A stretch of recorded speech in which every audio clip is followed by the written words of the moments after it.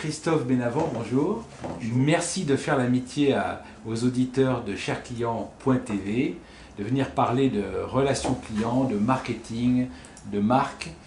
Et donc, tu es professeur de marketing à Paris-Ouest Nanterre La Défense, peut-être plus connu comme Paris 10 Nanterre, Oui. mais changement de marque. Alors ça nous amène tout droit au sujet principal aujourd'hui, qui est la notion de marque et d'organisation. On est en période de crise.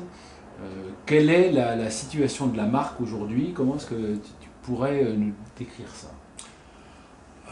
La marque, c'est la garantie contre l'incertitude. Voilà. Si en une formule, on pourrait résumer ça, c'est le point de repère des consommateurs, c'est ce qui leur permet de prendre des décisions lorsqu'ils sont incapables d'évaluer les produits eux-mêmes, parce que les produits sont trop compliqués, ou parce que les produits sont simplement cachés au supermarché. Nos produits sont emballés, comment on évalue la qualité? On ne peut pas directement. Donc on s'appuie sur la marque. Donc je dirais, le rôle de la marque, c'est d'être un réducteur d'incertitude. Alors, quand les marques sont malmenées, quand les marques sont victimes de la crise, quand les marques sont absorbées ou disparaissent, qu'est-ce que devient le consommateur et sa relation de confiance? Alors, je ne sais pas, je ne suis pas bien sûr que les marques soient si malmenées que ça. Je ne sais pas si les marques sont vraiment concernées par la crise, enfin de manière immédiate. Par contre, ce qui est sûr, c'est que la vie des marques évolue. D'abord, elles sont beaucoup plus nombreuses. Ensuite, les firmes ont tendance à leur faire endosser des domaines de plus en plus larges. On a un problème classique de marketing qui est celui de l'extension de marque, et qui peut amener un jugement de la part des consommateurs, qui est de savoir est-ce qu'une marque est légitime dans ce qu'elle fait actuellement, et notamment lorsqu'elle élargit son périmètre d'action. Donc c'est beaucoup plus la question du degré d'extension qui est posé que celui des effets de la crise sur la marque. C'est l'entreprise est malmenée, si la marque ne l'est pas directement, elle l'est indirectement. Puisqu'on parle de relations de confiance, une entreprise, une banque par exemple, dont on avait une image de solidité, indestructible ou presque, tout d'un coup elle devient vulnérable, elle apparaît comme vulnérable, ça change l'image que le consommateur en a, et la marque dans sa mission de confiance change. Alors oui, dans le cas bancaire, puisque là les marques portent une caractéristique et un message important qui est de dire nous sommes solides, nous sommes fortes, nous sommes puissantes, et qu'une marque qui ne réalise pas cette promesse parce que ce qui la supporte est en train de vaciller, effectivement, dans ces cas-là, il y a un problème majeur d'image de marque qui se pose. Mais de manière générale, on ne peut pas attribuer à la crise une marque qui importante. est absorbée. Par exemple, Renault achète Nissan. Qu'en est-il du consommateur Nissan? Est-ce que il n'a pas tout d'un coup une évolution radicale de sa relation à sa marque? Alors, il y a plusieurs aspects. Bon, premier aspect, c'est l'image de marque qui se pose. Donc une marque, c'est quelque chose de vivant qui existe dans la tête des gens, c'est un ensemble de représentations plus ou moins communes, et on va espérer relativement stable, et qui doit être distinctive. C'est indispensable. Mais ce n'est pas le seul aspect des marques. Un autre aspect des marques qui est très très important, moi qui me semble très important, c'est la légitimité des marques. Quand on parle de légitimité, on parle du caractère socialement acceptable d'une marque. Est-ce qu'une marque est acceptable dans ce qu'elle fait, dans ce qu'elle promet, dans ce qu'elle dit? Le problème qui se pose en cas d'absorption, de fusion, de rachat de marques, c'est que très souvent, la légitimité des marques réside dans l'histoire de l'entreprise. Et dans ce rachat, l'histoire ôte toute source de légitimité à l'entreprise. Il y a des marques qui n'ont pas de caractéristiques particulières en termes de qualité des produits qu'elles vont proposer. On évoquait tout à l'heure en préparant l'interview le cas de France Télécom. France Télécom n'a rien de caractéristique. Qu'est-ce qu'on pourrait dire de France Télécom? C'est une marque qui n'a pas de signe distinctif par rapport à d'autres. Si on pense à Vodafone, on va tout de suite penser à un réseau international. Si on pense à France Télécom, on pense à rien, sauf à l'histoire, sauf à ce que cette marque est indissolublement liée à l'État, et plus que l'État, à l'aventure des télécommunications en France. Et au terroir quand même. Parce que c'est les poteaux, c'est les lignes qui sont implantées dans chaque maison, dans chaque village. C'est l'histoire. Voilà. C'est l'histoire. C'est une vie quotidienne. Ouais. C'est l'entrée du téléphone dans les années 70 à la maison après des mois et des mois d'attente. C'est le mot France. C'est le mot France. Le fait d'avoir été une entreprise d'État fait qu'elle peut s'appeler comme France Télévisions, s'appelle France. Une belle et grande marque du même type, c'est EDF. Électricité de France. Électricité de France. Dès qu'il y a le mot France lié au statut d'entreprise publique, de service public, tout d'un coup, le mot France, c'est un avantage concurrentiel énorme. L'idée de service public est là absolument indissociable. Oui. Alors, il est clair que ce sont des marques, je pense à EDF. EDF, on appelle EDF, l'autre nom d'EDF, c'est l'opérateur historique. Comme France Télécom. Comme France Télécom. On parle des opérateurs historiques. Leur légitimité, c'est d'avoir participé à l'histoire, aux Trente Glorieuses, au développement des classes moyennes, à l'accès au confort. Hein. Moi, je ne l'ai pas vécu. C'est comme si un peu comme l'ouverture à la concurrence venait déposséder ces entreprises d'une partie de leur patrimoine. C'est eux qui ont construit tout ça et on va leur en prendre un morceau en laissant les autres. L'ouverture à la concurrence ne va pas les déposséder fortement, plutôt leur lancer un défi important, mais qu'elles oublient leurs origines pourrait devenir absolument problématique pour ces marques. Et on peut revenir au monde bancaire, on a l'histoire des caisses d'épargne qui est assez révélatrice.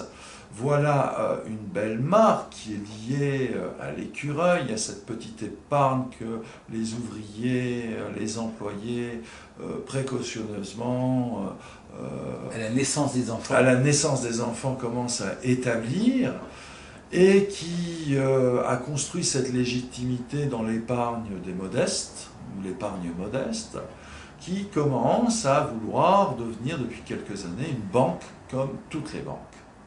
En devenant une banque comme toutes les banques, voilà une institution qui commence à prendre un risque de perte de légitimité. Quand on apprend il y a quelques semaines ou quelques jours que des traders à la caisse d'épargne s'amusent, façon de dire, ils ont sans doute essayé de travailler sérieusement, mais il y a des prises de risques qui n'étaient peut-être pas de la responsabilité d'une enseigne de ce type-là, et bien à partir de ce moment-là, la marque prend un risque énorme de délégitimation dans son rôle et dans la place qu'elle occupe dans la société. On pourra très bien considérer Norman que Lehman s'est fait faillite et ait pris des risques. Cette banque était légitime à prendre des risques, la caisse d'épargne ne l'est pas. À partir du moment où le jugement de légitimité sur une marque devient négatif, eh bien le contrat de confiance avec cette marque commence à se rompre.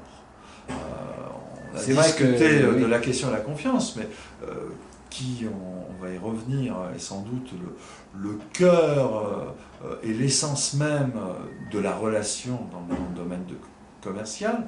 Mais je pense que cette confiance, c'est une de ses sources les plus importantes, se situe dans la légitimité de l'institution ou de la marque qui souhaite développer cette relation avec les consommateurs.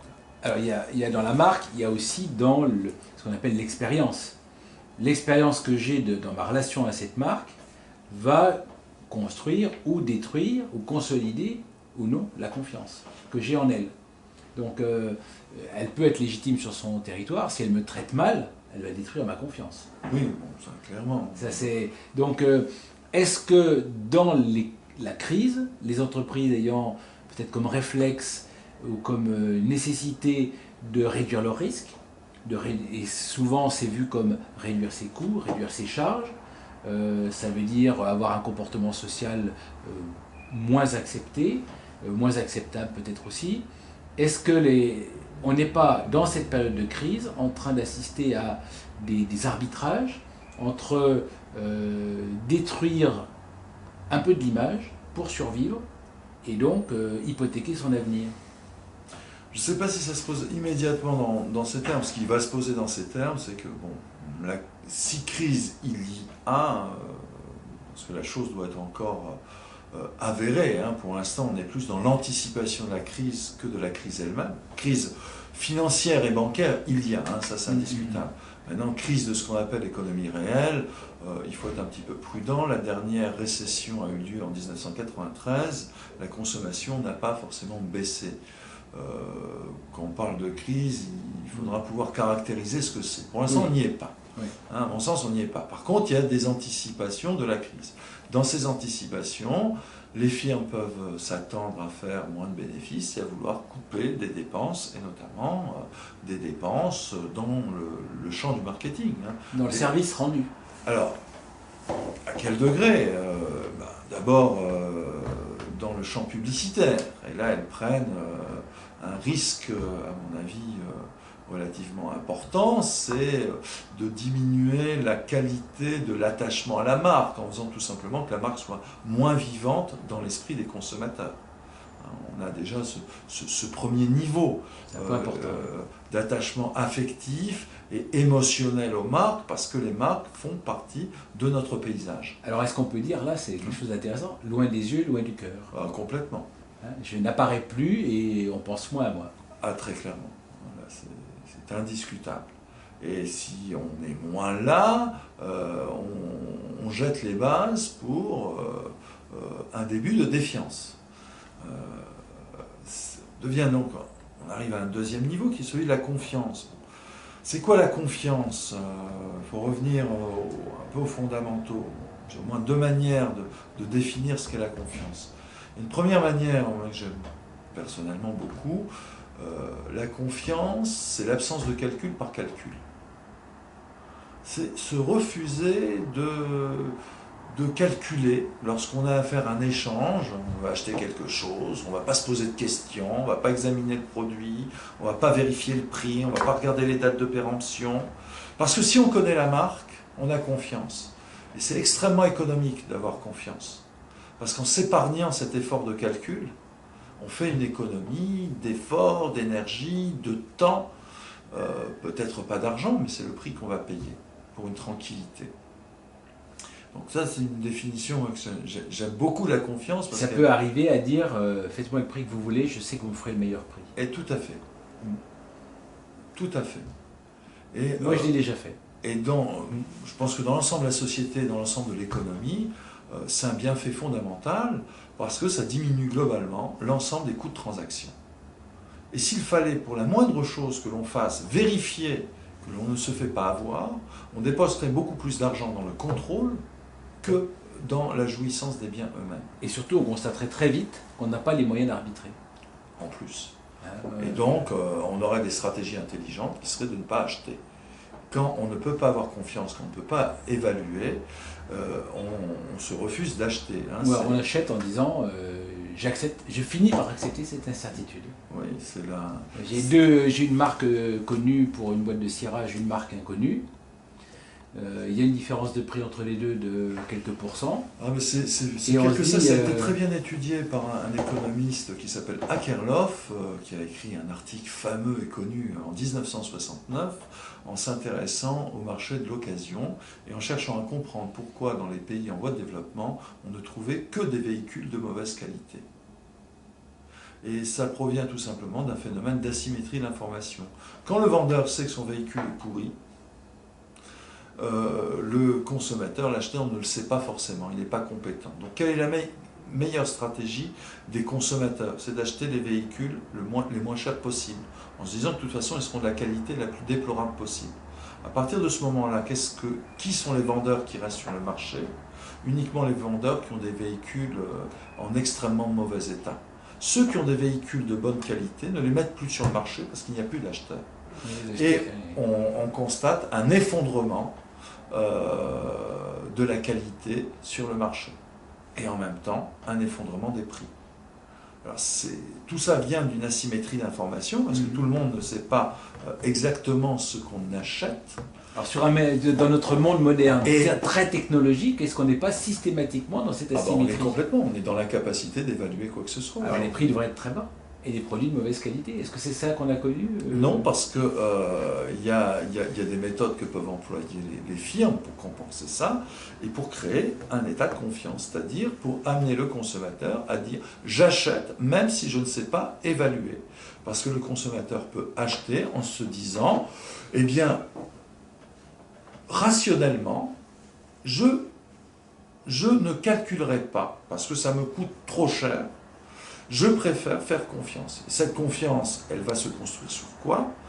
Sur des signaux qu'envoient les bons vendeurs. Et ces signaux sont quoi? Le premier de tous les signaux, c'est la marque. Donc on revient au cœur de la marque. Les marques jouent ce rôle essentiel. Il y a aussi quand même les organes d'experts, les magazines spécialisés qui font des comparatifs de produits, qui vont dire je les ai testés en laboratoire et c'est fiable, voilà le meilleur produit. Et ça existe dans la photo, dans la hi-fi, dans la technique, dans les voitures. Ils peuvent jouer un rôle, mais il n'est pas suffisant le rôle. Il faut aussi qu'il y ait une garantie des vendeurs qui soient apportés. Soit au travers d'une marque dont on sait que si elle fait une bêtise, elle perdra sa valeur, et on sait aujourd'hui que les marques ont de la valeur. Donc là, il y a une proxy pour les acheteurs qui est important, mais aussi par des mécanismes de garantie. Alors qu'est-ce que ça change, la crise? Qu'est-ce que ça va changer dans cette relation? Ça exacerbe, à mon avis, ça va exacerber ce qui existait déjà, tout simplement. Pour l'instant, encore une fois, crise, je préfère être assez modéré. On parle de la baisse du pouvoir d'achat, ça veut dire qu'on risque de voir les promotions, les usines qui sont en chômage technique vont conduire à brader des produits, détruire de la confiance ou pas? Je pense qu'on risque d'observer des comportements un petit peu paradoxaux ou complémentaires. C'est-à-dire, si on considère la crise comme étant un facteur qui va conduire à une réduction du pouvoir d'achat. Bon, d'abord, on n'a pas attendu la crise pour qu'il y ait une réduction du pouvoir d'achat. Et il n'est pas du tout évident que la crise qui se présage se traduise par une baisse de pouvoir d'achat ou de niveau de consommation. Donc il faut être prudent. Mais on va faire cette hypothèse. Quelles sont les stratégies des consommateurs? Les stratégies des consommateurs, nous avons le choix finalement entre deux stratégies. Soit une stratégie effectivement qui est de minimisation des coûts et de prise de risque maximum. En minimisant leurs coûts, on va s'orienter vers des produits en promotion, dont on ne connaît plus très bien la qualité, et on va développer des comportements opportunistes. Ça peut être relativement déplorable pour l'ensemble du marché si ces comportements se généralisent. Mais ce que je pense, c'est qu'en même temps, les consommateurs peuvent développer d'autres stratégies, qui sont au contraire des stratégies de concentration sur les marques et des stratégies de confiance, de dire, bon, de toute façon, je vais consommer moins, autant consommer mieux. Donc on peut avoir une prime aux marques de qualité pour autant qu'elles acceptent de faire l'effort de soutenir leurs marques par des politiques marketing pas tellement agressives, mais on va dire soutenues.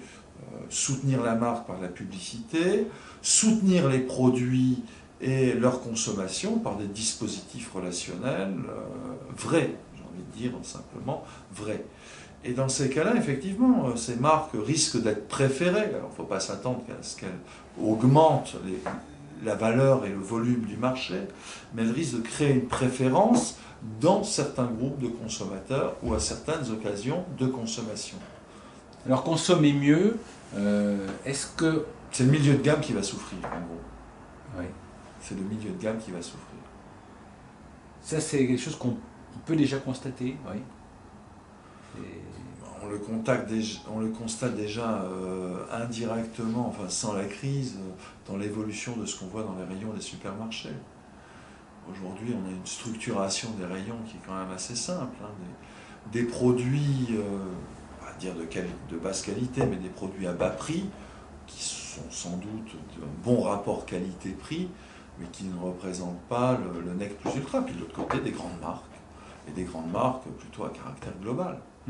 Et l'entre-deux des marques à caractère régional, faut s'entendre sur la région, nationale, lui est en train de disparaître. Alors,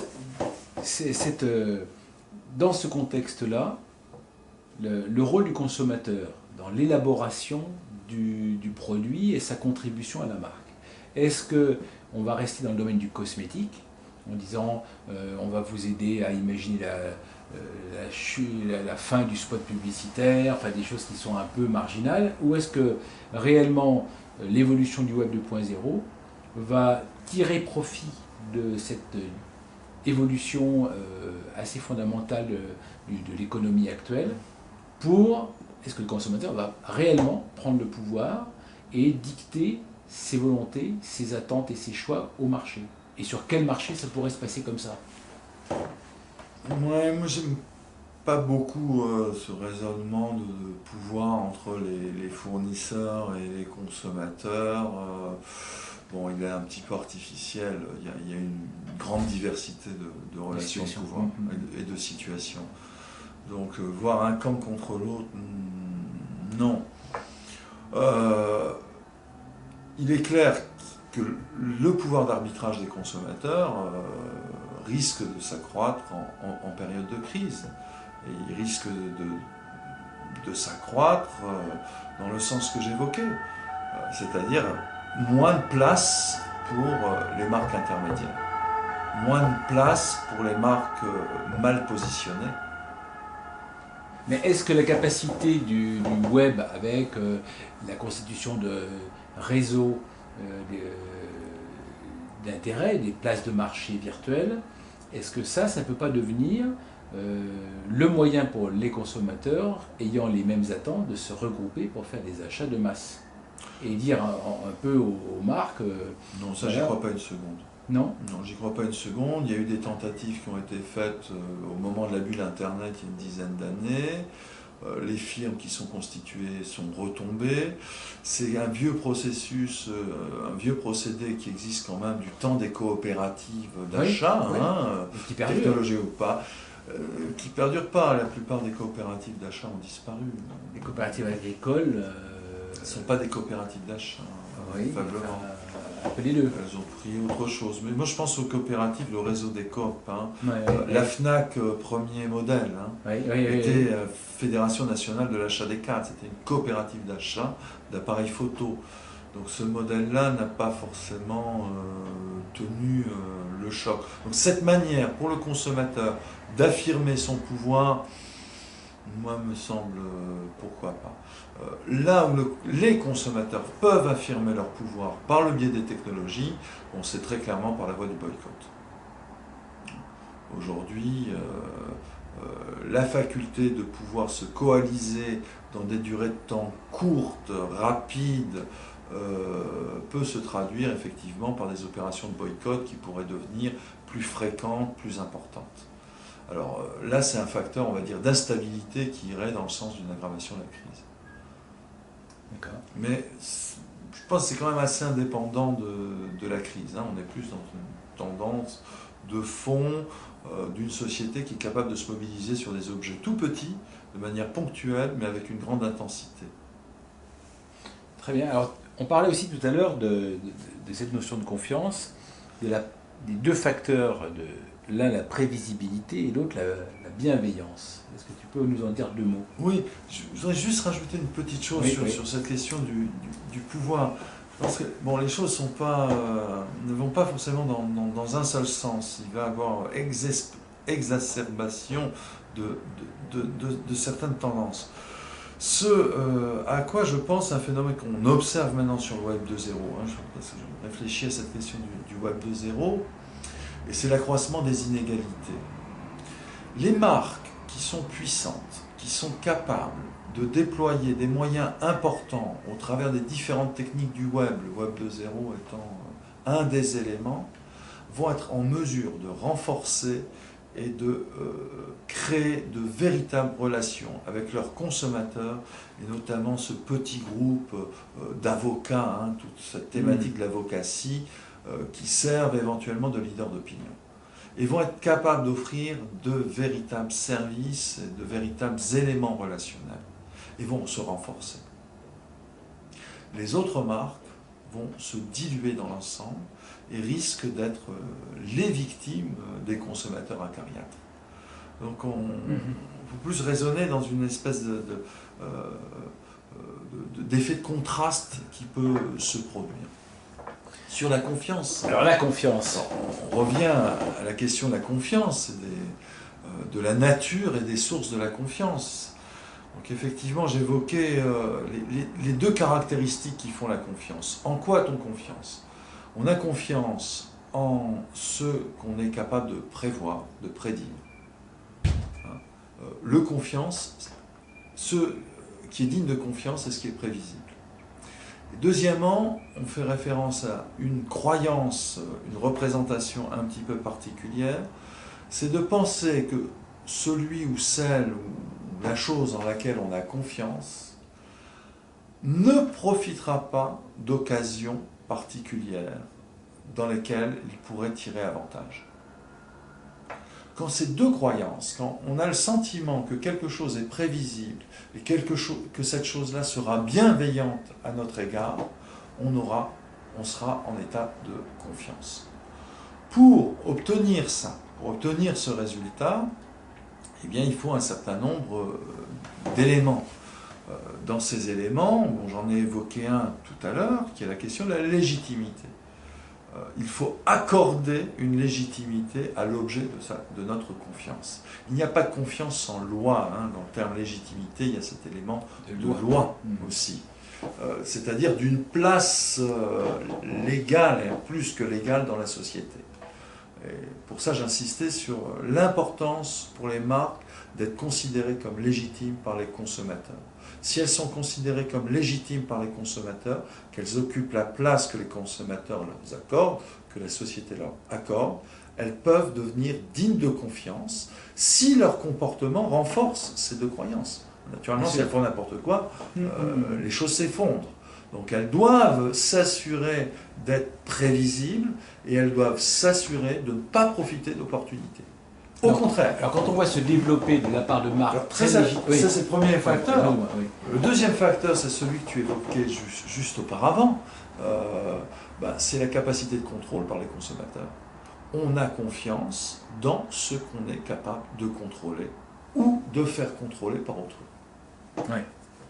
Alors, est-ce que de la part de marques qui sont très légitimes, dont on a parlé déjà un peu, avoir tout d'un coup un comportement d'abus de position, d'abus de confiance, quand on voit des contrats de 2 ans dont on ne peut pas sortir, quand on voit des services promis qui ne sont pas disponibles, quand on voit des hotlines qui ne sont pas accessibles, ou quand on voit des services auxquels on ne comprend rien, où on laisse le consommateur dans ses problèmes jusqu'au bout. Et comment est-ce que les marques arbitrent? Alors, est-ce qu'elles se trompent d'attitude? Est-ce qu'elles le font sciemment et que l'avenir ou le présent leur donne raison? Est-ce qu'elles ont eu raison de se comporter ainsi ou pas?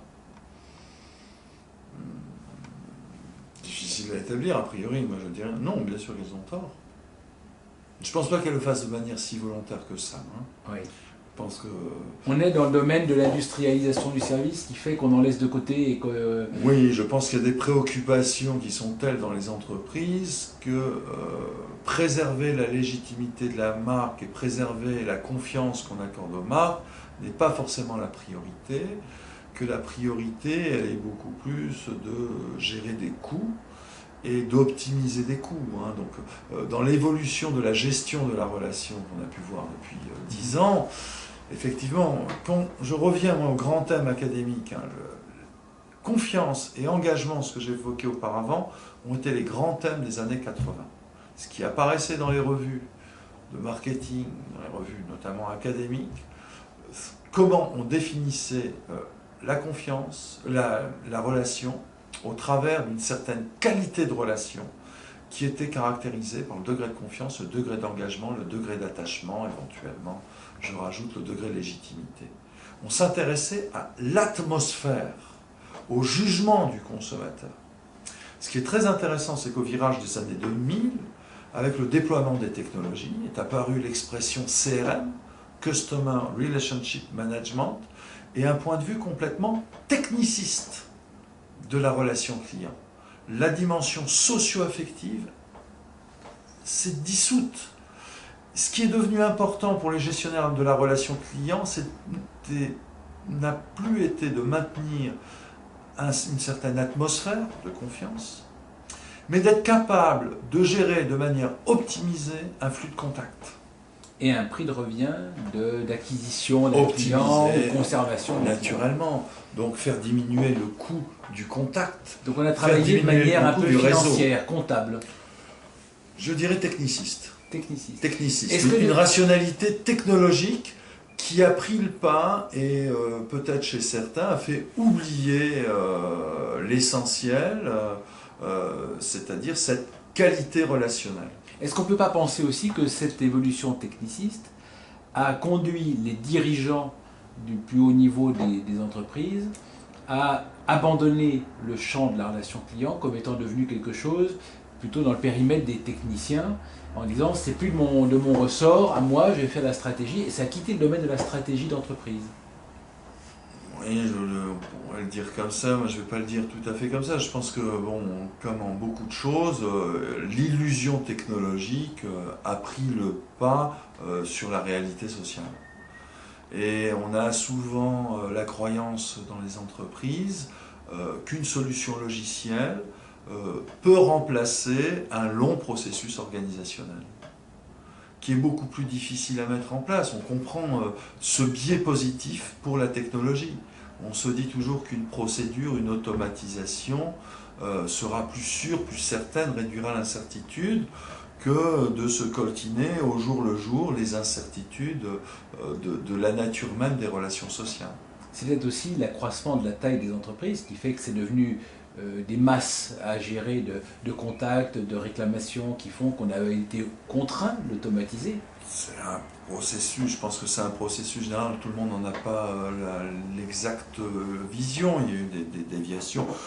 Oui, la taille, mais la taille, oui et non. Il y a surtout des choix de modèles technologiques. On évoquait la banque tout à l'heure. Dans le domaine de la banque, ce sont des choses qui sont assez claires. Il y a une volonté de réduire les coûts de distribution qui sont évidentes. On va s'appuyer, on ne réduit pas la taille des réseaux, personne n'a réduit réellement la taille des réseaux, au contraire, on les augmente. Mais on a voulu déplacer l'activité commerciale, et on a déplacé l'activité commerciale dans quel sens? On a essayé d'automatiser le plus possible le back-office pour libérer le front-office à des tâches commerciales, mais en même temps on a confié à des automates le soin de faire de la conquête de clientèle et de gérer le quotidien. Donc, en voulant bien faire, on a créé des situations assez fréquentes de conflits de rôle vis-à-vis des clients.